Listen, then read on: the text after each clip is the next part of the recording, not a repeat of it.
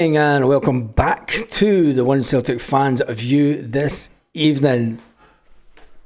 We're through to the next round of the Cup. That's all that matters. It wasn't, I'm going to be honest, it wasn't the best of games, but we're going to listen to Adam Ida. We are going to listen to Adam Ida, and we're going to listen to Dies Maida, and we're going to listen to Brendan Rodgers first of all to see what he thought of the game. Game was good because that system you got to really work them side to side to find the space. So I thought that aspect of it was really good. So that can make the opponent passive because you keep the ball. We just had a spell of about 10-12 minutes in the second half where we give the ball away cheaply, and then it offers them a little bit of hope in the game. But I think overall our control in the game was very, very good. Yeah, the strength and depth of the squad now as well is fantastic. But what do you feed Maeda? How good's he? He's seen 95 makes and he's still going. He still runs in behind. He should score as well at the end. Well, he could have had a hat-trick, but we were saying you can't take your eyes off for a second, Brendan. Yeah. Well, that's the 95th minute, and he's still making the runs. And the first goal, when you actually see it back, his anticipation in such a tight space. Yeah. And what the ground he's made up over the defender just to get there and read it. I think he's an amazing role model. See, if you're a young player coming through, and you want to give your honesty to the game and your work and intensity and everything. No cheating, no nothing. No even cheating. The penalty we got last week, he actually tried to stay on his feet. Yeah, he's so honest to the game, but just natural in it. He could run like he used to. Listen, his technique's improved with you over the last sort of year. Yeah. I mean, he's a far better finisher than what he was, and far more prolific and calmer. Now, his goal last week at St Mirren, brilliant, was an amazing goal, and then he's Johnny on the spot today again. But I think his feet have improved. With yourself. Yeah, well, I just think his calmness, and Scott has worked with me, so I've always on to wide players, eights, strikers, about getting into areas to score goals. But I think with him, it's just the confidence I think that comes with the finish and just having the calmness on the finish. So he's been absolutely brilliant.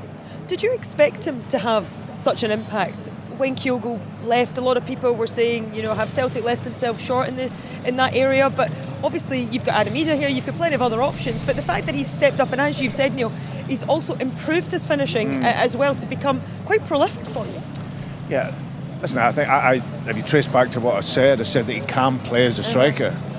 But I didn't want him to have to. I wanted another body in, just for depth, just for the game's intensity. But I always knew that if you don't play for Japan in a World Cup as a number 9 and score the goals he scored for Japan and for Yokohama, if you can't finish. He's not maybe a target man. No. That traditional. But look at all the goals he scores, the various types of goals. So he's a goal scorer.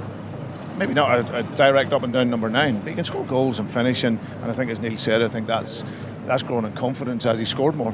Definitely, he's definitely improved. No, he's a delight to watch, if I'm honest. His movement from 95 minutes, you can see he's on the shoulder, and as the manager says there, you can't take your eye off him because he literally waits for you to turn and he's away. Aye, and there's so many moments in look at Bruni. Where I'm going to interrupt Brendan now. Look at Bruni. He's just loving being back next to Brendan, and he still calls him the manager. And you just never seen Bruni's eyes lit up so bright for ages. He frightens the goalkeeper or the centre. You just can't relax with him, and that's always what my team's tried to do. They press the game, and so having that focal point up there is great to have that. I was just asking Neil, just as you were walking in, actually, we've covered Celtic in the Champions League this season, and we've seen the marked progress that the side have made on that platform, but to also sustain that with domestic success, domestic dominance, how pleased are you with where the club is at, where the squad is at as well, as far as fighting on both fronts, when you now are thinking about a return to Hampden once again to try and retain this trophy? Yeah, I think to have that, I think it's the professionalism of the players is obviously very, very important, because it's so easy to, you have your great nights, Bayern Munich and all the big games, just to switch off the engine and think you can just coast. But I think when you're winning trebles and you're winning trophies, it's your professionalism and your attitude to your training every day that then allows you to bring it into the game. So you can't do that unless you have that mental fitness to keep going and keep working, and the guys have done that really well this season. So yeah, it's another semi-final, which is great. Did you enjoy today? We were just talking before about the 7,000 Hibs fans in it. It Yeah, had a Jamesy real boy, we'll cup get to that in a feel minute. today, and obviously the sun came out for us. Aye, no, listen, I think that's what we all want to see, don't we? Absolutely. I think the Hibs supporters were brilliant. That galvanises our support, so the atmosphere was good in the game. And like you say, Hibs are coming off the back of a brilliant run. Yep. So we knew for us to get in the semi-final, we had to be the real Celtic today and play. And I thought the boys done that really well. And also just coming into this, having the free week, I mean, again, there's another few days ahead. It's quite unusual for Celtic to have that at this stage of the season, but is it something that you welcome? Obviously there's a downtime, but just a chance to maybe get on the training field and run through some things that you probably don't get a chance to do other weeks. Yeah, I think we've maximised the season as much as we possibly could, right the way through all the competitions, and obviously the Champions League, which was a great experience and another step forward for us. So that means that in this latter part of the season you're down to one game, which is great because you can improve on the details in the game. You can't overdo it in training, so it's a lot shorter and sharper and more dynamic in this last part of the season. And like I say, the players can come into it with that extra bit of freshness. So yeah, it's a big part of the guys will tell you as captain of this club. You get into this. This is where you earn your money at this point of the season, to win trophies and be stood on the podium at the end. So that's what we want to do. Well, you remain on course to do that, Brendan. Pleasure. Thank you very much, Thank as you very always. much. Cheers. Well done today. Thank you so much. Why did they not ask him about Callum McGregor? Why did they not ask him about Callum McGregor, and is Callum McGregor okay? Callum McGregor was taken off again, and we'll talk about that in another video, I think. But it's a bit of a concern that Callum's having this reoccurrence every season towards the end of the season with these calves. And it looks like that this could be a major thing going into the tail end of Callum's career. Arne Engels, you've got to say, the midfield in the first half, you forgot that Arne Engels was even on the pitch. And never mind all the misplaced passes by Rio Hatate in the first half. But we came good, and we won the game comfortably. We did win the game comfortably, it has to be said. And Dyson Maeda getting on the score sheet, as you knew he would. And I called it right in the pub as soon as Adam Eder stepped onto the pitch. I said, Adam Eder's, here comes a goal. And he did that. Let's listen to a little bit what Adam Eder and Dyson Maeda had to say. Adam, a really important victory. You're through to the semi-finals of the Scottish Cup. How does it feel? Yeah, really good. It was a great performance. after the result last time against them, we knew coming in today was going to be tough, and we wanted to prove to everyone what a team we are. To come back from a loss, and the boys showed that today, and we're through to the next round. Is that something you were really conscious of going into this one, that you'd had to sort of put that to bed and try and march on against for the rest of the season? I wouldn't say we were conscious on it, but yeah, like you said there, we had to put the game last week to bed. We looked over our mistakes on the last game and put it right tonight. And to be fair to the boys, they were brilliant the whole game. It was a bit unfortunate that we weren't scoring more goals, but we got the win at the end of the day. And a very important goal again, Dyson, for you. How did it feel to score that goal? Yeah, I'm happy to score the goal. We dominated the game and we played well. Yeah. He's been so important in everything this team is doing recently. A word for just how integral a part of this team he is. It's been unbelievable. I don't know how many games that is in a row now where he's scored, and it's not just his goals, but his performance on the pitch as well has been amazing. There's been a big change with Dice. He's been fantastic, and he's the number one name in the team sheet every single week. We'd be lost without him, and not just attacking wise, defensively as well. He's unbelievable, and what a season he's been having. So we're delighted to have him in the team. And just, it was getting a bit nervy, I think, towards the end, and you popped up with I guess, just making sure that the next round was cemented. How did that feel for you, just sort of getting that feeling again of scoring? Yeah, it was good. I haven't scored a goal in a while now, so to come on and only come over a short period of time and to get the goal was nice, to get that feeling back, and hopefully can continue that going forward. Well, Dyson, you are the Scottish Cup Player of the Match. I'll let Adam do the honours. Well done. Another one. Another man of the match for Dyson Maeda. How many of that has he had this season? Let's jump into the comment section and see what everyone's saying in the comments. Ida is our hero in the cup, says Mr. Quinn. Well, if it wasn't for Adam Ida in the Scottish Cup last year, we wouldn't have won the Scottish Cup because he's the one that scored the goal late in the game. Like this says he's going to have to watch the game. Can he take Bruni serious with that hair? Black that. People said that the pub has Bruni got the old back to black on his hair, and it looks like he has dyed it. What about Yang? We need to ask the Yang gang question. What happened to Yang? I take it his missus has gone back, and with his missus going back home, his forum, what was he doing taking that ball from Adam Ida when Adam Ida was running with the flow of the ball and Yang was basically cutting across it? And he still managed to put it wide. Yang still managed to put it wide. Face got roasted off us today. Bring on it next week. Nice that the sun was out for everyone today. Paradise found cells. Welcome back, Jason. Seen your post. Have a great. It is good to have Jason back. Engels is already worth more than 11 million laid out. Any opinion watching them? Any other opinion ain't watching them? Yeah, I just thought he had a quiet game the first half. Second half, you seen why Arne Engels is the player that he is, but I think he just had a quiet half, and I think that all the midfield, Yanged it without him. Adam was offside, I'm sure.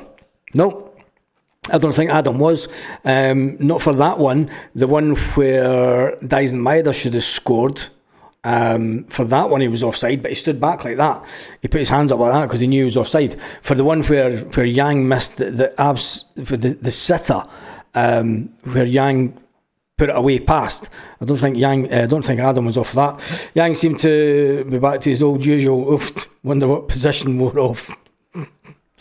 Oh Jesus! Anyway, was it a vengeful revenge mission at Celtic Park today? Was it a revenge mission? Celtic's vengeful grasp on the treble takes one step closer. Did we dismantle Hibs, or did Hibs not turn up? For me, Hibs could have done a lot better. I expected more. I did expect a lot more from Hibs today. After the game in Leith a couple of weeks ago, where they were up for the fight, they did everything. They played 5 at the back today. They made it very difficult in the first half for us to break them down and get through them, and fair play to Hibs for that. But I just thought they could have had more a go. And you knew what they were trying to do. They were trying to obviously get to this 75 minute mark, 50, 60, 75 minute mark, and then put on a couple of substitutes and have a go then. Was that the wrong way for Hibs? I mean, that's for them, their fans to discuss, but I think that Hibs got it completely wrong. It's not revenge, just win the next game match. Sombal Wahatati to McCowan. I'll tell you one thing, Luke McCowan is the future of Celtic. He is the replacement for Callum McGregor within the next year or so. I can't see Callum McGregor. I was talking about it in the pub, and we're saying that there's a couple of seasons in a row that Callum has had this issue with his calf at this end of the season. Now, I've seen Brendan Rodgers have a word with him at the end of the game, and it looks like Brendan was asking if he was okay, and he turned around and said yes. But is it the fact that due to the amount of games that Callum McGregor does play for Celtic, as many games that he does, is it the fact that he's just not going to be able to last the season going forward? He's not going to be able to play as many games. Do we need to be changing him more in the midfield, which is great for Luke McCowan because it means that Luke McCowan can come on and do his stuff further forward, and Arne Engels, who I've got to say plays Callum McGregor's position really well. Why we're so critical of Celtic players, they make one mistake and then we rub them apart. Says Spacey. McCowan is our new Calmac. I think he is. I think that going forward he is. But then Bruni looks like a young Homer Simpson with hair. Jesus, he does not. Why does Hatate have a lot of off games than one good game? He's too inconsistent. We need Bernardo fit desperately. Bernardo, who was sitting on the bench today. Rio Hatate has got the most amazing pass in him, but he also has a part of him in the game. And it's not... is it unfair criticism when he puts his head down and he spends about a minute just walking up the pitch when we're on the break, when we're trying to break? And some of his passing in the first half was just woeful. McGregor has had a huge impact coming on. He has that. The team played well. We played well against the Hibs side that I thought let themselves down. We should have scored more, but Hibs will go away for that match thinking we went too defensive, too passive, and we just didn't have a goal. When I thought it was going to be a fantastic advert for Scottish football, but as soon as you see them going 5 at the back, you're like, here we go. Don't know if they played that at home, but anyway, they must be channeling their inner Jim McLean or something. Anyway, they did go on to win 2-0 today. Celtic ended Hibernian's 15-game unbeaten run. In the process of the 2-0 triumph this afternoon, Celtic go through to the next round of the Scottish Cup. The fact that we're through to the next round of the Cup and going back to Hampden is where Brendan Rodgers is at his happiest. The fact that we kept it to a clean sheet also. I think they had maybe two chances altogether. I'm not seeing the stats yet. Let me just check the stats. The stats are about to be unbelievable, considering there's the stats. Celtic had 18 shots on total, 8 shots on target, 77% of the possession, and it's not got the... Why is it not giving me the...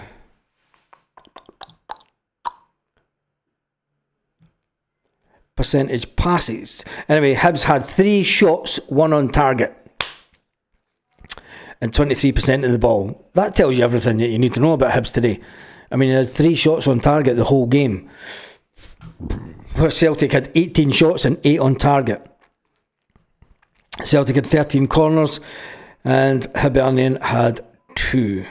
That's all you need to say about the game, isn't it, really? Monotone Stuart commentary. Clement Calmack is a Scotland player, and he's in Calmack's not a Scotland player. He totally hasn't played for Scotland for games now, isn't he? I've been in hospital since last Friday with a lung infection, only got out Monday. If we hadn't won today, I'd have ended up back in with a hun infection. Says Tarmac. We controlled the whole game, couldn't fault any of our players today, says Angling Ayrshire. Yep, we controlled the game. Hibs didn't play to the way that I thought they would have. I thought they would have made it more of a spectacle. That 1 shot on target was for the dodgy shy. Yes, it was that. They threw the ball in and they claimed about 15 yards in the process. Anyway, that's me done and dusted for the evening. My dinner is out, as they say. On that note, have an absolutely fantastic evening, Celtic fans, wherever you are, all around the world. Let me just do this. And the Scottish Cup, the big game.